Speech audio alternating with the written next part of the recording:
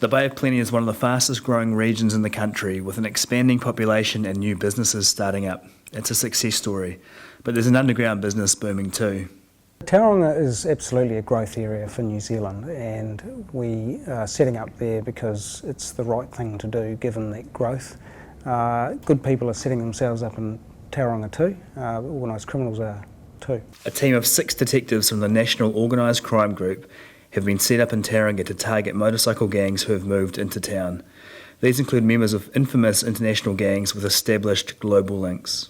We've also, got the increase of some organised criminals coming to our country from places like Australia. We've got to accept that some of them have established networks offshore that they want now to bring to our country, and I'm talking about people like the Comancheros. The Herald recently revealed 14 members of the Comancheros, a feared gang involved in a number of fatal shootings in Australia, have been deported to New Zealand and started a new chapter here. For many of these organised criminals, their business is about developing their patch and their market. So there will always be some rivalry there, and we've seen across the world that can end in tragedy.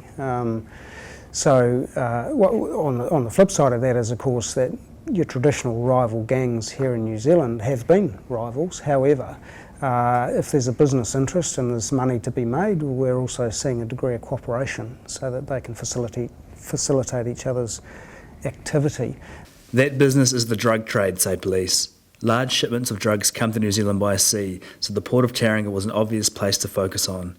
Last November, nearly 50 kilos of cocaine, worth around $20 million, was discovered inside a ship docked at the port. One of the focuses that we have, working closely with customs and the port, is to prevent drugs coming through into Tauranga, through the port. And we're very fortunate to have the support of the port authorities. Working alongside the detectives is a team of 3 civilian staff to identify assets accumulated through the profits of crime, with the goal of eventually seizing them. Organised criminals don't trade in drugs because they like drugs. They trade in drugs because there's money to be made, and significant amounts of money. Sadly, there are organised criminals these days who don't fear going to jail too much. It's a risk that they know they take, but when you turn up and take their assets, you take their houses, their bank accounts, their cars, their Harley Davidsons, makes them think twice. Detective Superintendent Ian Chapman is in charge of the financial crime group and says nearly $250 million worth of assets has been restrained in the last 5 years. Here's a warning for the white-collar professionals helping the organised criminal groups hide their money.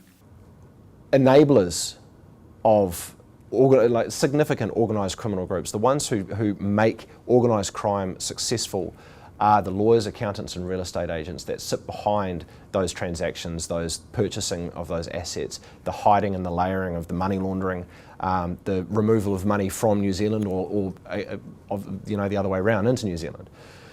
If we strip away the ability for them to actually transact, we're going to have the biggest impact.